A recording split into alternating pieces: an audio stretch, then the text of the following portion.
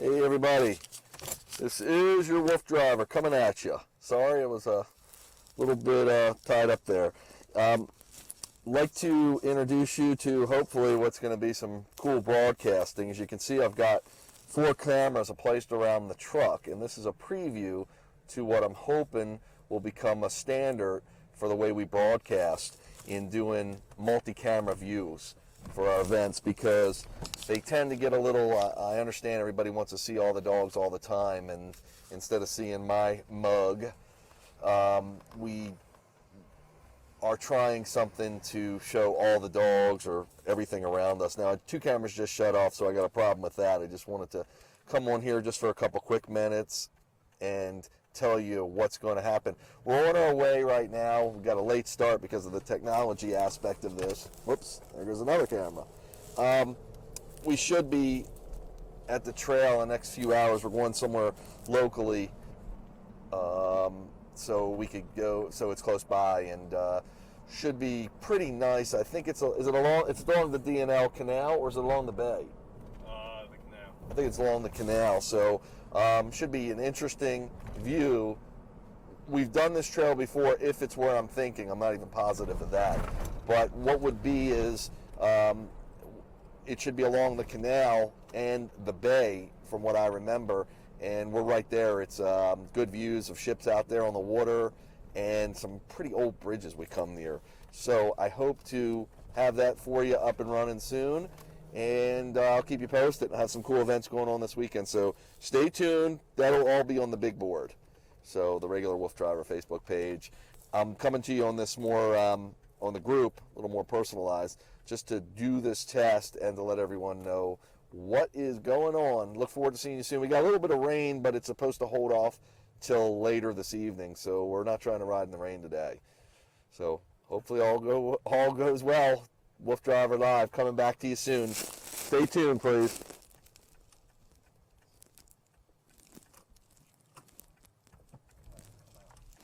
Come around, you jackass. Come on. Get the fuck around. Son of a bitch. You can fit. Fit.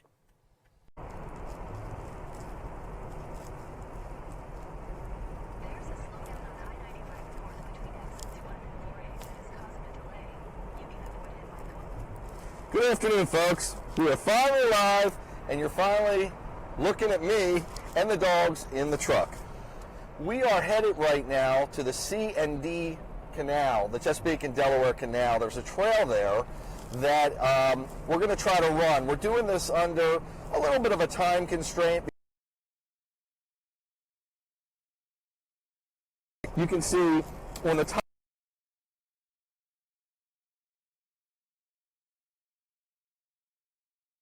and you're looking at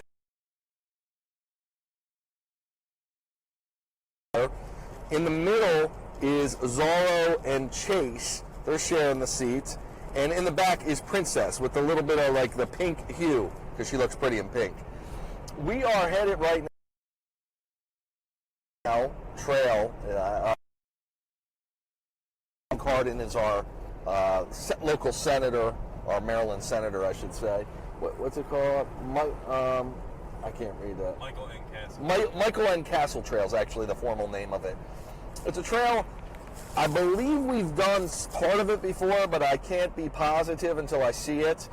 We tried to find a trail that was close by because we've been doing a lot with the camera situation to try and give everyone a multi-broadcast view of everything going on here. Hello, Mimi. Great to see you.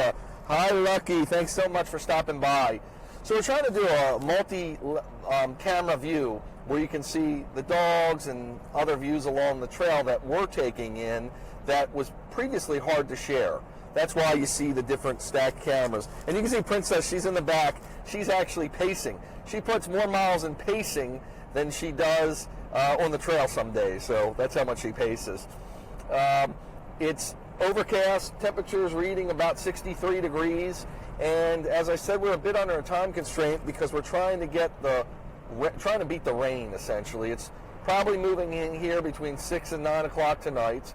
Originally, we had a large, big kind of stellar trip planned for yesterday, but with the storms all along the East Coast, there was nowhere we could run to kind of get out of its way. No shelter we could take.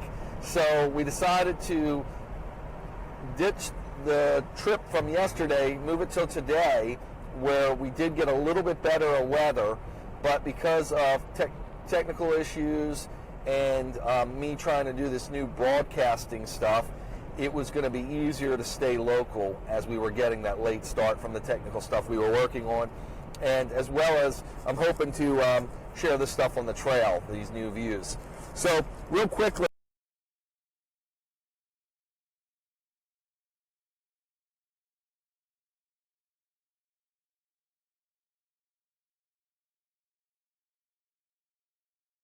is Princess in her own little part of the truck. She's got her own little cab area, and she pretty much just paces back and forth. So, and looks out of the window here and there occasionally. 13 and a half. I think we got cut off. She's about 13 and a half, and just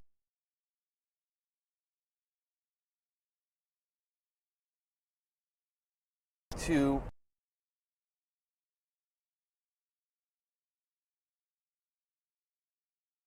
question about the pooling with the dogs and how that works with them, and some people are against that, but actually it's in their blood. They were bred for it, but on this interesting machine that I've designed, they don't actually have to pool, so they have their choice.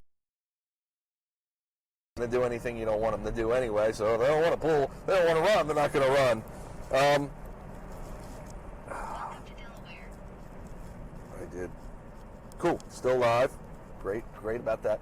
So right now, this is so cool because I'm obviously not driving. Dan's driving, and I'm hearing the GPS. You might be hearing that in the background as well. It's getting a little trafficy as we're getting ready to approach the toll booth. We enter Delaware? We're entering Delaware. As I said, we're from Maryland. So actually, you can see Princess. She took a seat. She's laying down on the back. Those are all live views of all the dogs. Live from the truck driving down 95. So technology is pretty cool when you can do that, especially when you're not some big network or broadcast service like WooFDriver isn't, but wants to be. If you have any questions, please go ahead. By the way, oh hey Kathleen, so good to see you. Hello. Now I'm in a situation where I can actually talk to everybody and read your comments, and again give you shout outs, answer questions about the dogs or anything we do. But I want to tell you that on these cameras you'll see the names. These are the cameras we use actually for ghost hunting because they're body cams. They were designed for police, and what that provides us is the ability to use the infrared lighting that's built into them. So when we're out on the trail at night or we're doing our ghost hunting, you'll actually get the perspective of us. So I'm using these cameras as something a little different because I'm using them to, because of the way they mount to shine on each dog, essentially, or each row, as well as myself. And the cool thing is that I'm hoping that when we're done the trail and we do hopefully a wonderful broadcast, have a wonderful time out there, we'll be able to share the ride home and you can see the dogs at night because of the infrared capabilities. But the cameras, you'll see names like the one, it says under me Burning Man, says under one of the dogs WooFDriver. They're all the names, handles that we call ourselves. Burning Man is actually Sean. He's our technology expert. WooFDriver, of course, is me. You'll see Chris P on there. He's actually he's our mechanical coordinator and does all of a lot of the planning for what we do and management of the equipment, as well as you'll also see Curtis, and Curtis is our expert ghost hunter. So again, these cameras normally are only come out at night when we do our ghost hunting, but we're using them for this live broadcast situation. So we hope that in the very near future, once we work all the kinks out here, we're going to be able to do some really interesting live broadcasts. Especially, I know a lot of people out there in the WooFDriver realm are interested in the ghost hunting we do because it's so fascinating. To me, it's like going back in history. So the whole idea that we can go on some of these trails and relive or experience or mingle in some way with the energies that are still there from 1800s, maybe even the late 1700s, Civil War time, whatever, is really interesting. And we, because of the equipment we use and the people we go with, and probably because of the dogs too, we almost always get some kind of entity, some kind of feedback, whether it's voices. I know, Kathleen, you had mentioned on one of the videos, I saw your comment about the noise from the machine. So if you can imagine, I knew nothing about ghost hunting when I got into this, and that's why Curtis joined the team. Basically, I thought ghost hunting was going into a house and it's abandoned and saying, is there anything in here? And then running out with your tail between your legs. But obviously, it's a lot more than that, and people are taking it on as a profession. So there's different equipment that's been developed for it, and one of the devices that is pretty popular is called a Spirit Box. And the Spirit Box is sending out or receiving audio waves that normally wouldn't be audible. We couldn't hear them to our human ear. Maybe the dogs could hear them because they have a different range that they listen to sounds from, but humans don't have as wide of a range.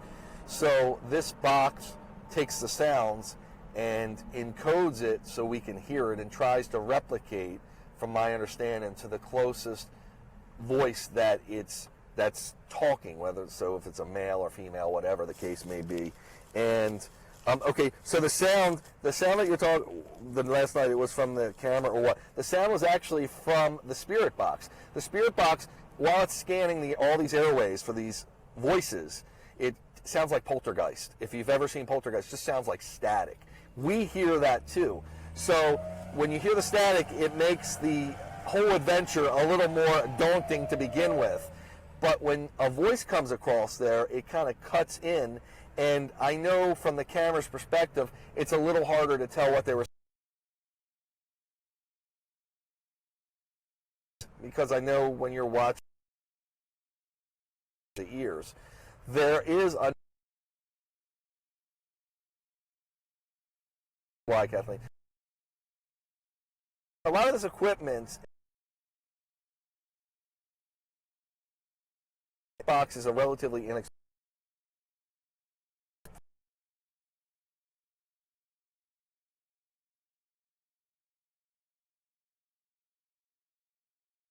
And it has the ability to scan the airwaves and listen and interpret and play the voices without any of the static, without that poltergeist and hissing and everything else. But because of its expense, there's a way to build one a lot less expensively, but you have to be technologically inclined. So Chris P is working on doing that. We hope that have that ready in the next for our next ghost hunt. In addition, we also have a specialized recorder. I don't know if it's designed for ghost hunting, but a lot of ghost hunters use it, that gets rid of some of that noise as well. But you need earphones with it. So a lot of times in the videos you watch and the live feeds you watch from us, you'll see Crispy, because he puts the earphones on and he's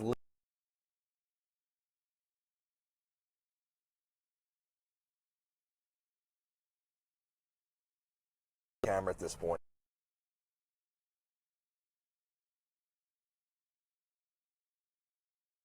The most exactly like Ghostbuster Pop. So equipment we use, which I would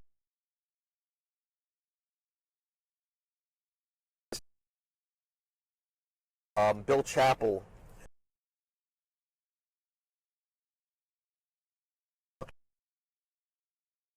It's kind of like a ray. It shoots rays, so it's like a light ray gun. That was signal ran out. So sorry about that. Our signal ran out. We're again on the road, so I can't promise you I'm going to be able to stay on here for long, but I'm going to do my best. I'm going to pick up to where I left off. Let's hope we're still going. Yep, we got perfect signal. Should maintain the signal for a while now. In any case, I was explaining about the structured light sensor, how it's basically, well, I'm talking about some of the equipment we use. This is a time, WooFDriver Live is a time where I can go over the equipment and answer your questions and everything else. And if you have any, please, by all means. Hey, Lucky, thanks so much for joining us again. I'm so sorry I keep cutting on and off. It's the technology. Again, we're moving. We're not in a studio environment. So we are moving, and everything else is moving with us, if that makes any sense. I'm trying to actually crop the camera up a little bit so you can get a better view of me. This is a time when, again, I talk about the equipment and everything I use, as well as, hey, Mimi, good to see you. As well as, again, take your questions, comments, give you a shout out, etc. I was talking on the last, before we got cut off rudely by Verizon or AT&T, structured light sensor. It's how we do our ghost hunting. It's one of the most advanced pieces of equipment I use. Basically, it's a pistol grip light ray gun that has an Android tablet mounted to it, and it shoots off the light rays. It'll basically bounce off and trace images. So if someone would shine that on me, they would see the silhouette of me in a little bit cartoony looking colors, or depiction, for, again, lack of a better description there. What happens is, if you shine in air, and then it maps you out with those light rays. So it does this whole silhouette, but as it stays on you, it starts building a stick figure of you inside of the silhouette. It's pretty interesting and a little hard for me to explain. You can go back on my YouTube videos on the WooFDriver channel under werewolves, and you can see what's happening there. But when we shine that in the air, when we're in these houses or abandoned structures or in areas we feel like there might be energies or entities, and you start getting stick figures and these silhouettes building, and you know nobody's there, that's when you start to say, wow. So the best way to go further with that is to walk over to where that stick figure is. Someone else is pointing the light ray gun, structured light sensor, and they point it at it, and you walk over there, somebody else walks over there, and tries to touch what it's mapping out, the stick figure or silhouette figure, as I've been explaining. When they touch it, if that figure moves back, then you know you've just witnessed some paranormal activity. Somebody, some energy, some entity is there with you. And that's happened a few times to us. And believe it or not, sorry, this camera's just fallen. Believe it or not, you won't see that too much you'll see it some, but on a lot of the ghost shows, I mean, we get more activity than they do. It's quite fascinating. Again, we're going to areas that are a little harder to get to than probably most ghost shows would go to, because we have the dogs, and the dogs are on the bike, and we're able to hit the tougher terrain and go way back on these old trails where a lot of history was made. So pretty much that answers those questions. Thanks, Mimi. And I just wanted to let you know about that. But I'll have more on that on the Werewolves channel. If you haven't joined there, please do. And hello, Cheryl. Good to see you. Hey, Kathleen. What happened was we're just, I don't know if we're on 95 now, we're just going through areas, and like anything else, sometimes now we have a perfect signal. Sometimes there's signal, sometimes there's not. But I was explaining about the structured light sensor and how it works. It's really interesting, and that is the real deal. It tells you if something's there or not. And again, only a few people are using that, and I'm one of them. So you'll really see some interesting stuff if either in our videos or through our live broadcast. But I'm going to explain today, we're doing what I would consider a light run, anywhere from 8 to 15 miles, probably more on the lighter side of that, because we've gotten a late start. We're trying to work our cameras into this whole mix to provide for better broadcast. I didn't mention this. If you weren't watching this before, you see, starting with me, you see me obviously right in front of you in the big picture. To the top camera view is Jag. He's kind of cut off a little bit. Who's pacing in the back is Princess. So that's a great question. That is, she gets more mileage pacing than she does on the dog cart sometimes. It's funny because I know I might have said this before. I apologize if you heard it. But someone had once said to me, why do you run so many miles? And I said, well, how many miles would you like me to run? They said, maybe a mile. And I said, oh my gosh, Princess, who's the oldest of the whole wolf pack, she's in the back of my truck pacing about 8 miles before I get there. So, oh, thanks, Cheryl. Thanks so much. Yeah, Princess is funny. So, a lot of you, that's why I get to the trail and sometimes Princess says, I don't want to run. I just did all my walking. So, a lot of times you'll see Princess, she'll drop back some, or she'll be like, well, wait a minute, I got my run in. What am I doing here now? And if you just joined us at that time, you're like, well, that dog doesn't want to run. Well, not always. She's already done some. Actually, the situation with yeah, no, it's not potty time. No, actually, it's funny because Dan, who's sitting next to me, let me see if I can give you a view of Dan. Dan, he's doing the driving here. He's doing the heavy lifting, so I can be in front of the camera. When he first started doing this, when he first started driving and helping plan all the trails, he would say, well, dogs probably need to go to the bathroom after like an hour or two in the truck. And I'm like, they could go he's actually witnessed it now, 6 or 7 hours easily, and don't need to take a bathroom break. Once in a great while they will, and they're very articulate in how they tell you. They just howl it right out. Woo! Hope you like my howling invitation there. But yeah, they let us know what they need to do and when they need to do it. So we've been doing this for so long that they're creatures of habit just like humans are, and they learn to keep everything in check. So, but we obviously are prepared if we need to stop somewhere. We'll do that, which we've done in the past, and let them do what they need to do their business. So today, I'm going to read you. That's right, Cheryl. We had talked about it, putting like a pedometer on her. And they do make them for dogs, by the way, to see how much she does back there.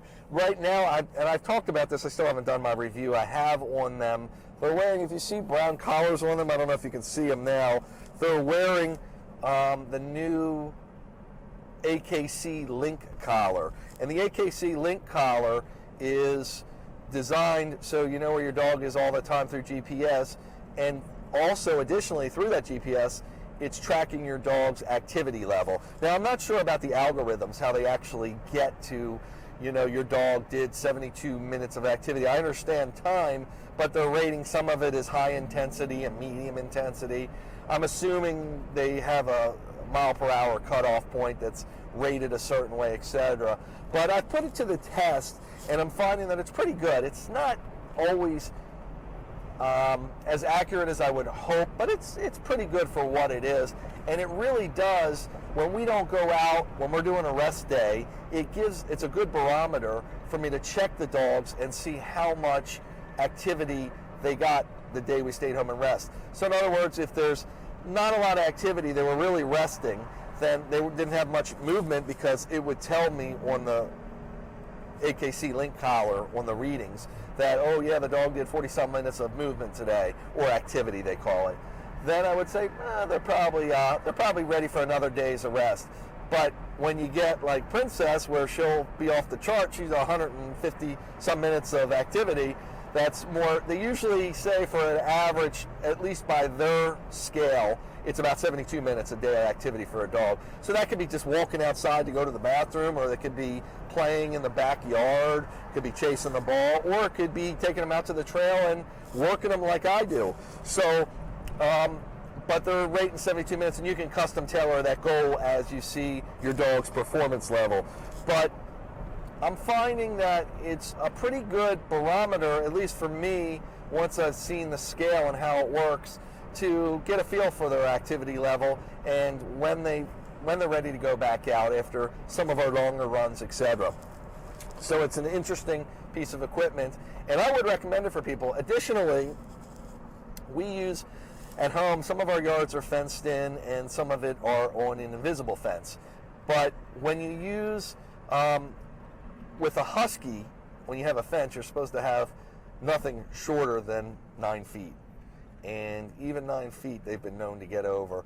My fence is 5 feet, because that's what was built, because I'm used to keeping it on a visible fence. And that's for my other huskies, but the other huskies who have since crossed Rainbow Bridge.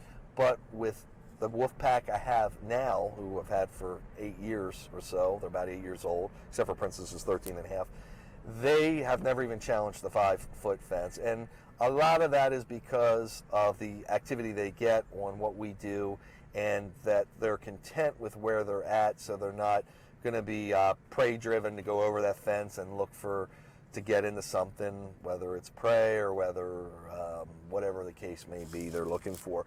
But typically you'll get a lot of that escape artist Houdini husky stuff when they don't really, their purpose isn't yet established, when you don't have some sort of regiment for them. A lot of times they'll get bored and want to venture, and that's why they try to exit the yard. So that's my dissertation on that. I hope you enjoyed it. The cameras are kind of cool. I'm hoping to put this in effect on the trail, so when we're in the dog cart, you can see different dogs pretty much at the same time. If nothing's going on with one dog, you can check another dog. Maybe the view could change, etc. And that's why you're seeing 4 screens on your one screen, 4 camera views. So hoping to do that. The did 2 free ranging, again, is off leash running. Leash on this area we go to, there's a few of them. This particular place is over 500 acres, and they kind of chased me on an ATV. I attempted to do this, but the stars weren't in the right alignment that day, and it came out as a lot of mishmash, so I apologize. Right now we're passing, I'm just checking our signal. We're a little low on signal, so if it does cut me off, I apologize. Yeah, I see that, Cheryl. I can tell it's giving me a warning that I'm losing signal. If I drop you, I'm sorry, I'll try to come back from the trail. We've made some provisions, I've got some antennas and stuff, but you can't create something out of nothing that's there. Still low, but it's at about 1.3 megabytes a second, and it should be, when it gets to 2 megabytes a second, it's good. So I've got about 3/4 of a signal. And we're passing, are these refineries, it looks like? Some, maybe I could show it to you. Some refineries, or I don't know what the heck, air liquid, something they're doing there. Just a lot of them in this area. Delaware City. Okay, that Delaware City we're at right now, just to keep you advised on our ride there. Sorry, I gave you a skewed view. Princess is still back there pacing, I see, though. Good, got good signal now. So, yeah, bear with me through those times. It's so far good. Thanks, Mimi. Yeah, sometimes it just goes up and goes back.